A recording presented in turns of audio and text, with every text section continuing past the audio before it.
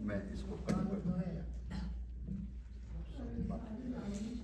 دیکھیے گا آپ بولیے. آپ کو معلوم ہے کہ میں ہمیشہ یہ بات کہتی ہوں کہ مجھے بولنا نہیں آتا. میں لکھ سکتی ہوں لیکن مجھے بولنا نہیں آتا. یا تو اس لیے کہ ہم بہت سے بہن بھائی تھے اور ہمیں زیادہ بولنے کی اجازت نہیں تھی, تو اس لیے مجھے بولنے کی عادت نہیں ہے. اگر آپ کوئی سوال پوچھیں گے تو میں جواب دینے کی کوشش کروں گی. رضیہ ابا, آپ نے بھی بڑا ایک دور گزارا ہے. اچھا, عموماً ایسا ہوتا ہے, ہم دیکھتے ہیں کہ کوئی بڑی شخصیت ادب کی آئی ہے تو ہم اس سے ملنے کی کوشش کرتے ہیں, اس کے پاس جانے کی کوشش کرتے ہیں. رضیہ ابا کو یہ اعزاز رہا ہے کہ لوگ آپ سے ملنے آیا کرتے تھے آپ کے گھر میں. مثال کے طور پہ وہ جو مری کا واقعہ ہے مجھے یاد ہے, شاہد احمد دہلوی صاحب اور صاحبہ لکھنوی صاحب وہ باقاعدگی سے کہیں اور تھے, وہ آپ وہاں اسٹیشن تھی اس زمانے میں, تو آپ کا پتہ تلاش کرتے ہوئے وہ لوگ گھر پہنچے ہیں آپ کے. اور اس وقت جو ہے تو یہ وہ شخصیت ہیں جن کو لوگ تلاش کرتے ہوئے ان کے پاس جاتے تھے, ان سے ملنے کی خواہش کرتے تھے. تو اس حوالے سے اگر آپ کچھ فرمائیں. یہ بھی بڑی بات ہے کہ آپ نے یہ بات یاد دلا دی, ورنہ مجھے تو یہ بات یاد نہیں تھی. حالانکہ میرے پاس ان کی تصویر ہے. جی وہ آپ کے پاس تو تصویر ہے, لیکن آپ نے جو تصویریں قلم کے ذریعے کھینچی ہیں خاکوں کی شکل میں, وہ تو کہیں قیمتی تصویر ہے. اچھا, ہم تو یہ سمجھتے یہ آپ پہلی دفعہ مجھے بتا رہے ہیں, بہت شکریہ. آپ نے خاکے لکھے ہیں جی, اور کتاب بھی چھپی ہے ان کی, یہی تو عرض کر رہا ہوں. جی, اگر یہ ان میں سے پوچھے کتنے لوگوں نے پڑھی ہے.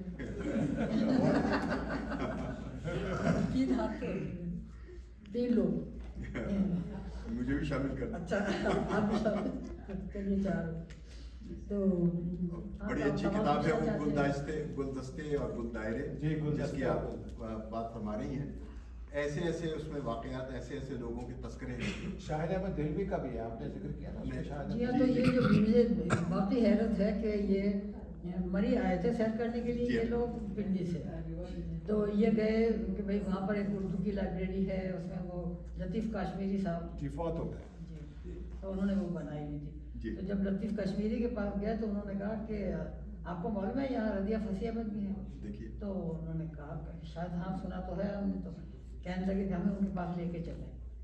تو جناب وہ ہمارے یہاں آ گئے. اچھا, میں اس زمانے میں گورنمنٹ اسکول میں پڑھاتی تھی, اردو پڑھاتی تھی, کیونکہ ہمارے میاں جو تھے وہ اس میں تھے, فوج میں تھے, اور وہ اس پہ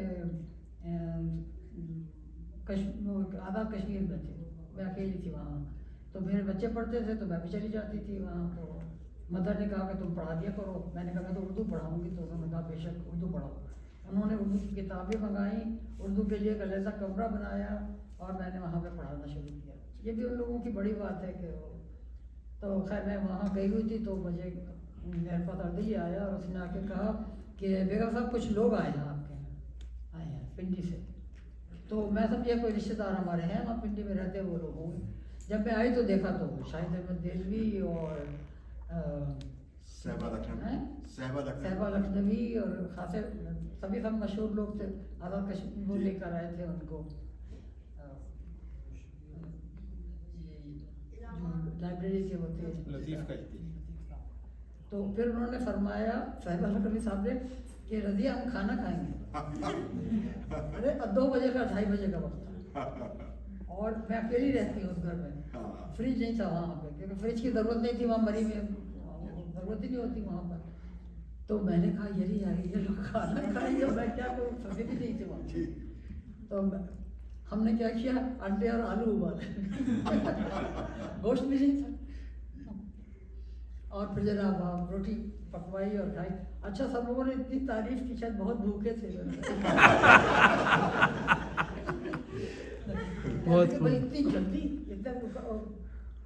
اچھا, اور سنا ہے کہ راجہ صاحب جو تھے وہ بہت ہی بولتے طرح آسانی سے وہ نہیں ہوتے تھے, خوش نہیں ہوتے تھے, لیکن انہوں نے بھی تعریف کی اور یہی کہا کہ بھائی جتنی جلدی کھانا ہمیں مل گیا یہ بہت ہی خوشی کی بات ہے.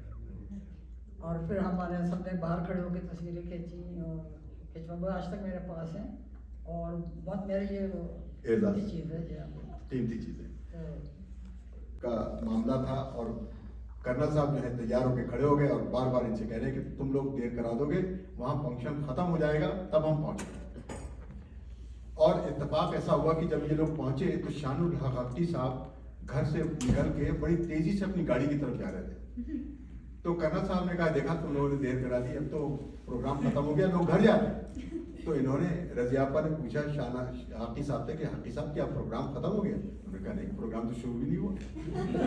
कहने फिर आप कहाँ जा रहे हैं? कहने लगे बेगम को घर बुलाया। तो बहरहाल देखिए, आप यकीन मानिए मैं तो खुशकिस्मत हूँ इस बारे में कि मुझे इनकी सोबतें मिलती हैं, आप जैसे लोगों की, और मैं बैठे देश के हमारे पास ज़रा सा यहाँ पे ये टेलीफोन ना बजता तो अच्छा होता, लेकिन बज गया तो कोई बात नहीं है, एहतजाज में मिल गया। मैं इसीलिए कह रहा था कि तो लेकिन आपकी तबीयत नहीं चाहेगी जब आप इनके साथ किसी महफिल में बैठें और इनकी जब गुफ्तगू शुरू हो जाए तो फिर उसके बाद तो बस ये है कि ये कहा करें और सुना करें, इस किस्म की इस किस्म का माहौल होता है। लेकिन हमारे पास यहाँ वक्त का बड़ा प्रॉब्लम है और कमी है, तो हम चाहेंगे कि इस वक्त हम थोड़ा सा वक्फा लें 15 मिनट का। अगर 15 मिनट के वक्फे को 15 ही मिनट